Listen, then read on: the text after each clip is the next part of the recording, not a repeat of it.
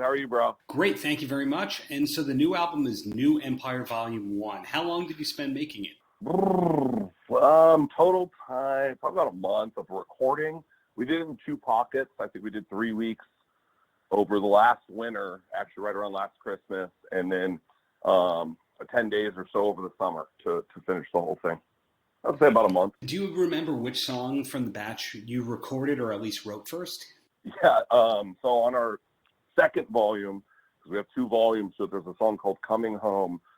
That was the first one we wrote for the both volumes, and that was that's not on the first one though. It's on the second one.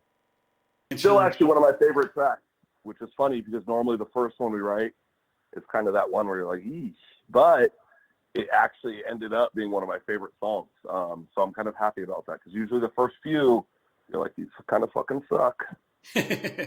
So you answered my question as to whether or not there's going to be a volume 2. Any idea on the timeline of releasing that one? I think I would guess spring or early summer. I don't think we're going to put a big gap in between them or anything. We're going to be pretty rapid fire, but I don't have an actual date, but that would be my guess. Was there ever the idea of being like Guns N' Roses and putting both of them out the same day? You know, GNR can do whatever the fuck they want. We can't. We have to follow the rules we are given. I'm not Axl, bro. Those guys can do anything. So although I would have liked that, I would probably get a hard no. So, you know, GNR could release 100 songs at once and no one's going to say anything. But we're a different beast. So we considered it, but I don't think that something that we could do. When you're making an album, on this one you have a couple of guest vocalists on there like Benji Madden and Kellen Quinn. When in the process do the backing vocalists or the guest vocalists come about? Well, dude, we're actually recording. So Benji and Joel managed us, the guys from Good Charlotte, and they have a big office with a studio in it. So we went in there to record. So we were recording there. So Benji, who's a good friend of ours, we just, you know, like, it's funny because it's pretty organic. Kellen is managed by them. So they were just there. We were there. We were hanging out. You know, we'd be drinking some tequila or something. We'd start jamming together because we're all there. And next thing you know, you're writing a song together. So it wasn't like, hey, let's get, you know, Kellen or Benji for this part, maybe for this part. It was kind of like a natural kind of thing that happened. So it was pretty cool. It's pretty special, man. I love those guys from the bottom of my heart. So I'm glad we got to write a song together. And are there any special guests on Volume 2, or is it too soon to reveal that kind of information? Oof, I don't know. There is, but I guess I probably shouldn't say because I'm not sure, and I don't want to get a call from someone after this. So I'll keep that private just out of caution. So the current lineup of Hollywood Undead has been together for quite a while. You know, it's a lot of original members and all that. When you guys started the band, did it start fully as a full-time kind of venture? Well, I mean, you know, when we started out, we were in quite a few bands together with certain people at different times. So this was kind of our circle. And, you know, we started Hollywood Undead as more of a music outlet. We never actually saw it because we had tried for years to, like, get somewhere in our other bands.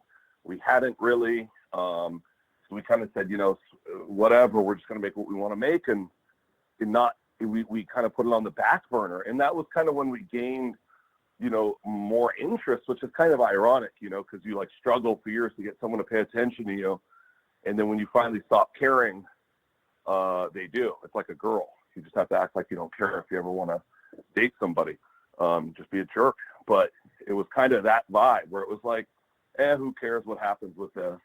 And we finally, with that, got somewhere. So ironically, that's how it all started, was we just went with our passion on the project, and there was no rules. I think Hollywood Undead's very eclectic, partly because we weren't trying to do anything in particular. We were just like, if we liked something, we would just do it or use it. Didn't matter the instrument, didn't matter the progression, didn't matter the beat, nothing mattered. So we kind of threw it all together, and that's kind of how we formed. Is it also that same attitude when it comes to songwriting, that if it's a really good song, it comes together in 15, 20 minutes as opposed to weeks? I would say more often than not, yes. I mean, you know, I think just by feeling when you have something, but songs can be deceiving too. So you can think it's there and just keep digging and digging and digging and never get there. It's kind of like a rabbit hole. You can go down there and you just never come back up and you don't know where it all went. But some of our best songs, yeah, we sat there for 20 minutes and jammed it and built it, and it was there. By the end of the day, you're like, whoa, we just wrote an amazing song. But then I've also spent 2 months on a course trying to find that one missing thing that I've never found. I still torture myself over stuff like that, old songs that never came out. I still try and sort them out.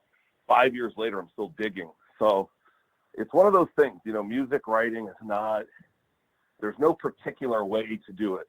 And, you know, if especially if you're trying to write a quote unquote hit, if people could write hits on purpose, everybody would write, every song would be a hit if there was a formula, but there's not. And it's kind of one of those things that I think is the magic of music, is it's not meant to be fully understood. What is life like outside of music for you? Because you're one of those bands where people see you on stage, they know the music, but they don't really know if you guys are into golf or anything like that. Yeah, I mean, we all have varied interests. I don't play golf. I've tried. I've never played sober, so I don't even know if I'm any good at it.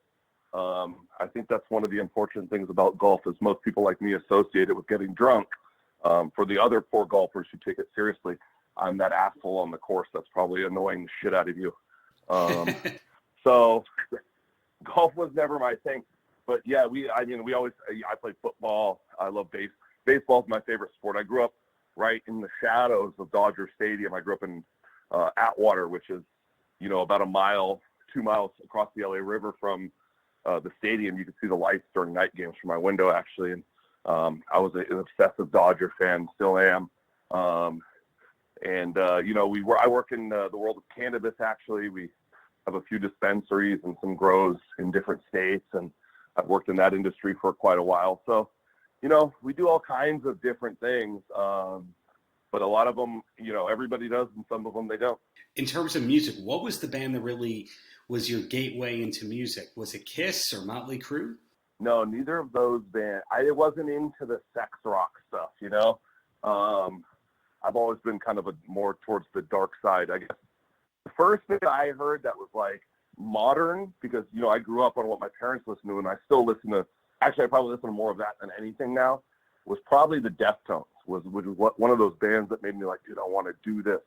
I want to make music, you know, because it was so emotional and tangible for me. And like they were saying something, there was something inside of me that responded to it, I guess, to sum it up. That would be the band that really brought it out of me. And what was the last concert that you went to for fun? Oh, man. I'm going to admit, man, it's been a long, long, long time since I've actually willingly gone to a concert. I can't even remember. I'm not even kidding. Once you play like 200 shows a year, the last thing you want to do on your own time is go watch one. Exactly. So in closing, any last words for the kids? Well, just, I guess more than anything, thank you for the support. I feel very fortunate every day that I still get to do this, and that there's people who care about our music as much as we do, and we'll keep going until they want us to stop. So gratitude all around.